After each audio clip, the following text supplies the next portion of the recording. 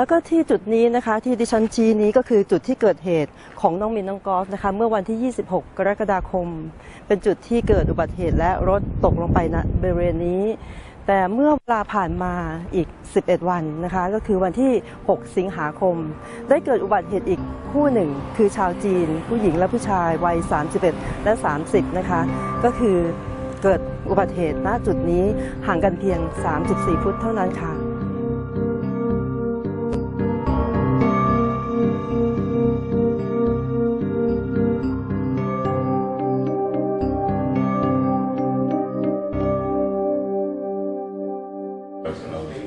Further investigating that and using our helicopter, using again Fresno Sheriff's Department search and rescue team to try and locate a vehicle, to try and locate any occupants.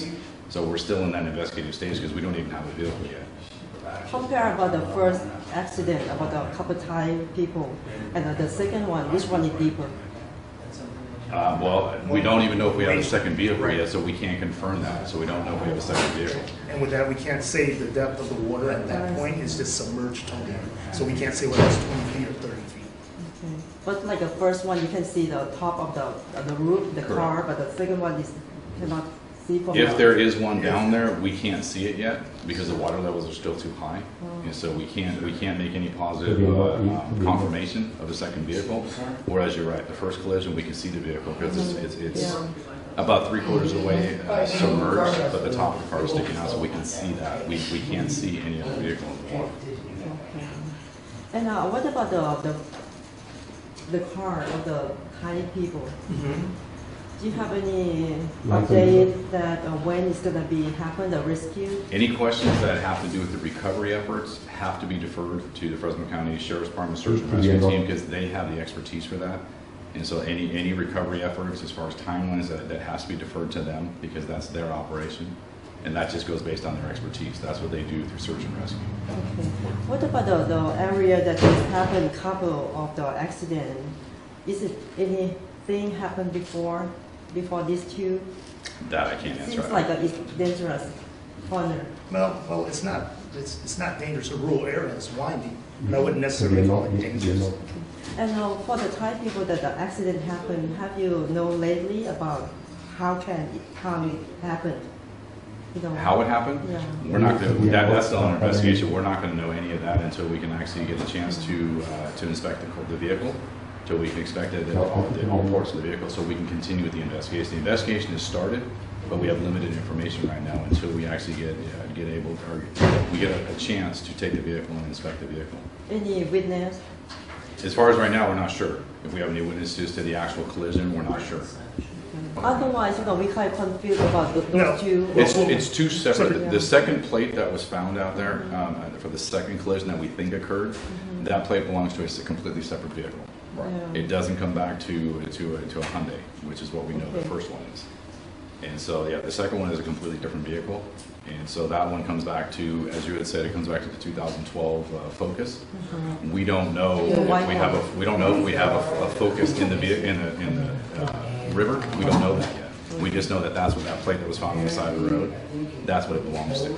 Because you find lots of debris in that area. You find hubcaps. You find parts of cars because there's so many people that travel up there.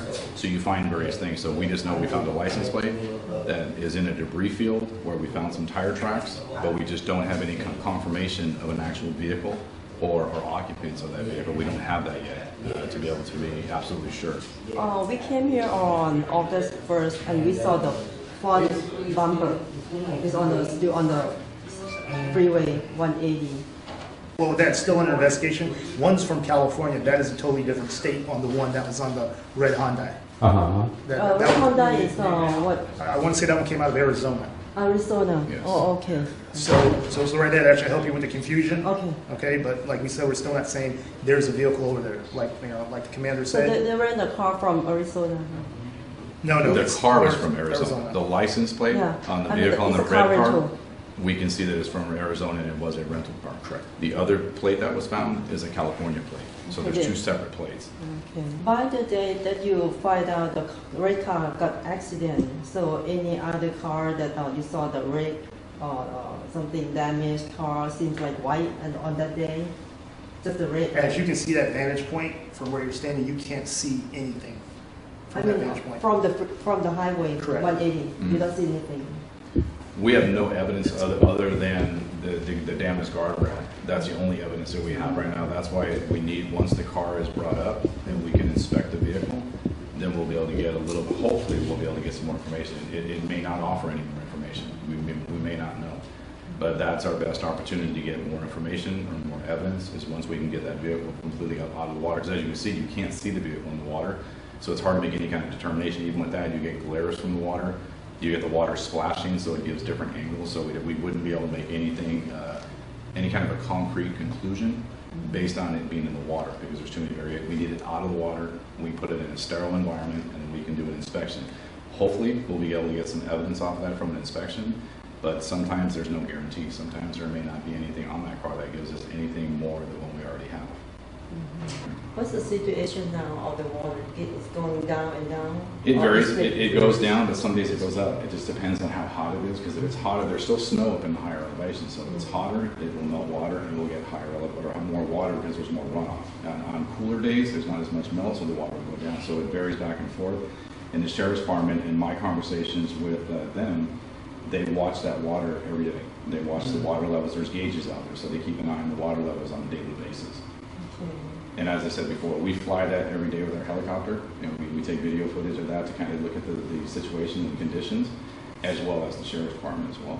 But get the occupants of the vehicle, as well as getting the vehicle out of the water as soon as it's possible to do so, with the safety of the swimmers, because again, that would be the top priority to get them out, so we can give closure to the families of who the occupants of the vehicle are members of. And so our top priority is to get those occupants back to their families to give them closure as well. And the sheriff's department is doing everything within their means to monitor the situation and make this happen as soon as possible. But again, the conditions have to render it to be safe in order for them to put their swimmers into the water to safely rescue the occupants in the vehicle. Looks like the level of the water is going down than before.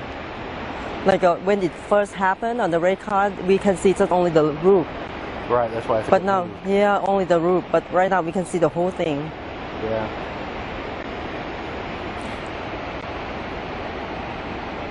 So you think the white one should be the In the pool above it. Yeah. oh, okay. And you can see that rock on this side of the river. It's sticking out pretty far, right out in front of that. Does somebody, some sheriff rescue go down there to take a look already No. about the second one? No, you can't go in there. ค่ะวันนี้วันที่ 14 สิงหาคมนะคะก็ได้มีชุมชนจากนครลอสแอนเจลิสกว่า 20 คนเดินทางมาณจุดที่เกิดเหตุของมินและกอล์ฟนะคะก็คือที่ Kings Canyon และได้นำเอาดอกไม้มาทำการไว้อาลัยกับศพค่ะ